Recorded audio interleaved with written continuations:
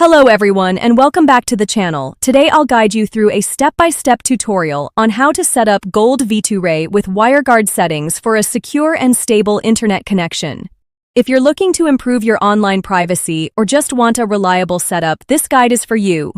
Let's get started. First, open any browser on your device and search for Gold V2Ray.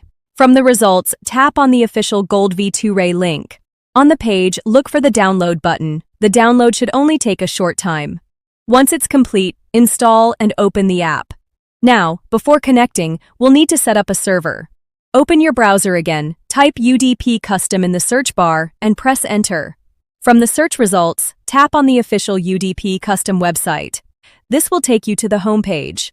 On the home page, tap the menu icon and select Services. From the submenu, scroll down and choose WireGuard Server.